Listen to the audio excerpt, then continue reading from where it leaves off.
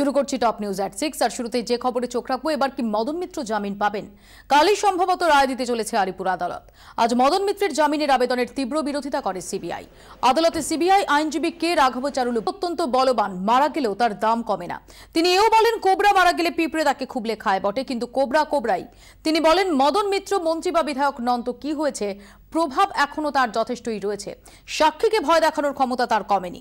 মদন মিত্রের আইনজীবী বিলর মুখোপাধ্যায় যুক্তি দেন, মদন মিত্র আর মন্ত্রী বা বিধায়ক কিছুই নন, তাই তাকে প্রভাবশালী বলা যায় না। সিবিআই এর জন্য মদন মিত্রের বিধায়ক পদ গেছে বলে তিনি অভিযোগ করেন। সিবিআই এর আইনজীবী পাল্টা বলেন সারদায় প্রতারিতদের অভিশাপেই ভোটে হেরেছেন মদন মিত্র।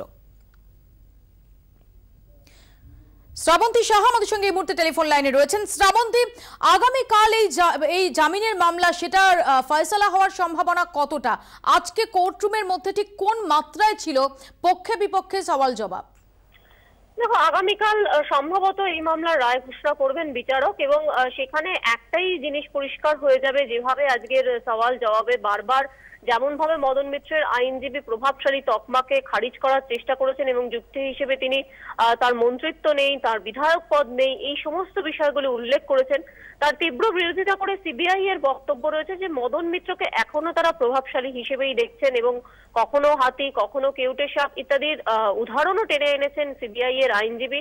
অর্থাৎ প্রভাবশালী তকমা থেকে যে এখনই মুক্তি দিতে চাইছেন না সিবিআই এর আইনজীবী, সেটা আদালতে একেবারেই স্পষ্ট হয়ে গিয়েছে। কিন্তু আদালত কি মনে করছে মদন মিত্র এখনো প্রভাবশালী কিনা, আগামীকাল রায়ে তা অনেকটাই স্পষ্ট হবে। শ্রাবন্তী, ধন্যবাদ। শ্রাবন্তী সাহা আমাদের সঙ্গে এতক্ষণ টেলিফোনে কথা বললেন। আমরা একবার শুনে নেব মদন মিত্রের আইনজীবী মিলন মুখোপাধ্যায় এবং সিবিআই এর পক্ষে আইনজীবী কে রাঘবাচারুলু তাদের বক্তব্য। I have a right to speedy trial under Article 21 of the Constitution of India. Speedy trial includes investigation. Investigation start হয়েছে 4th of June 2014 থেকে 2.5 বছর হয়ে গেছে, এখনো তো ইনভেস্টিগেশন কমপ্লিট না। 409, 420 ম্যাজিস্ট্রেট ট্রাইব্যুনাল, যেখানে ম্যাজিস্ট্রেট ম্যাক্সিমাম সাজা দিতে 3 বছর, তার মধ্যে আমি 22 মাস কেটে দিয়েছিল। এর থেকে আর বেশি কিছু বলার নেই আমার।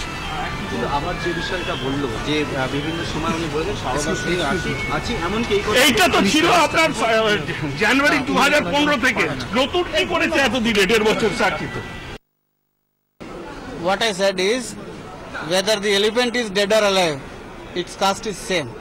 I just quoted that Bengali saying, Jevane Amrucho.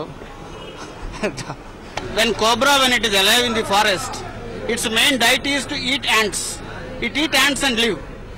The reality is, the same cobra will be eaten by the very same ants after its death.